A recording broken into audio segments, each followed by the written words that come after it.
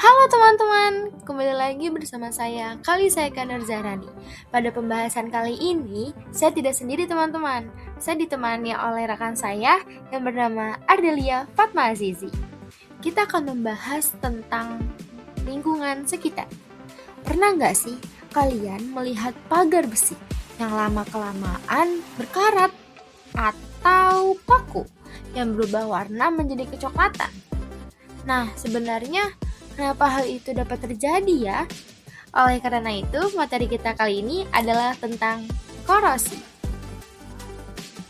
Menurut kalian, apa ya yang sebenarnya terjadi pada besi tersebut dari yang seperti logam berwarna abu hingga bisa berkarat? Nah, untuk memahami hal itu, mari kita simak pembahasan kali ini.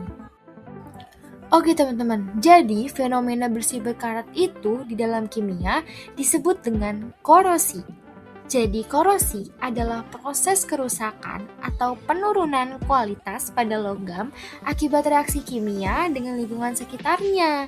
Proses ini terjadi secara alami teman-teman dan biasanya ditandai dengan terbentuknya karat pada permukaan logam seperti pada besi. Nah, seperti ini teman-teman.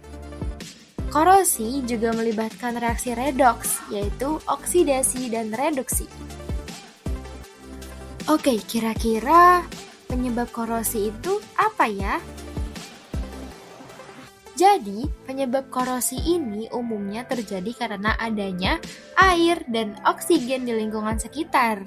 Kedua zat ini berperan penting dalam proses terbentuknya karat pada logam. Selain itu juga, kondisi lingkungan juga dapat mempengaruhi teman-teman, seperti kelembapan yang tinggi, air laut yang mengandung garam, serta lingkungan yang bersifat asam. Nah, faktor-faktor tersebut dapat mempercepat terjadinya korosi pada logam. Nah, teman-teman, kalau ada penyebabnya, berarti ada prosesnya juga. Jadi, proses korosi ini sebenarnya mirip teman-teman dengan sel volta yang telah kita pelajari sebelumnya. Mari kita ulik.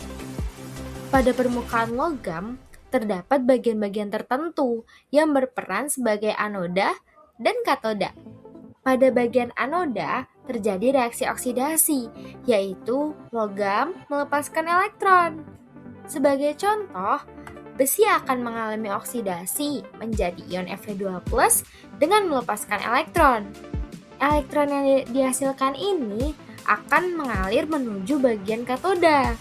Nah, di katoda ini terjadi reaksi reduksi yang biasanya melibatkan oksigen dan air dari lingkungan.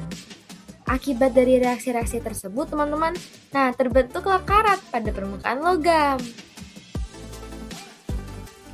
Oke, setelah teman-teman memahami konsep korosi dan proses terjadinya korosi, selanjutnya rekan saya akan membahas tentang faktor-faktor yang mempengaruhi korosi serta cara mencegahnya.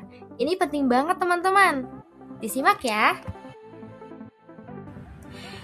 Baik, terima kasih atas penjelasannya. Selanjutnya, saya akan menjelaskan mengenai faktor-faktor yang mempengaruhi, dampak, serta cara mencegah korosi. Korosi dapat berlangsung lebih cepat apabila dipengaruhi oleh beberapa faktor. Di antaranya adalah adanya garam, seperti pada air laut, lingkungan yang bersifat asam, serta kelembapan yang tinggi. Selain itu, kontak antara dua jenis logam yang berbeda juga dapat mempercepat terjadinya korosi. Teman-teman tahu nggak kalau korosi itu dapat menyebabkan logam menjadi rapuh dan mudah rusak? Hal ini tentu dapat menimbulkan kerugian, terutama pada bangunan, kendaraan, maupun alat-alat yang terbuat dari logam.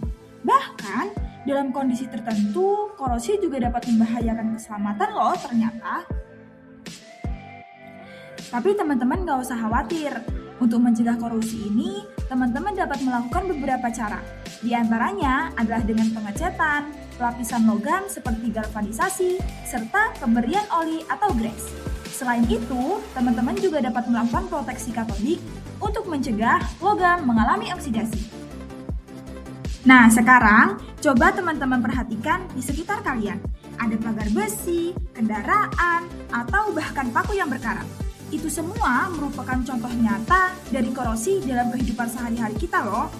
Hal ini tuh menunjukkan bahwa korosi merupakan proses yang sangat dekat dengan kehidupan kita.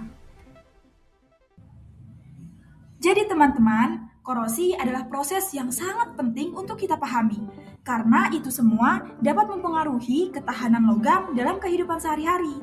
Dengan mengetahui penyebab dan cara pencegahannya, kita dapat mencegah benda-benda logam agar lebih awet dan tahan lama.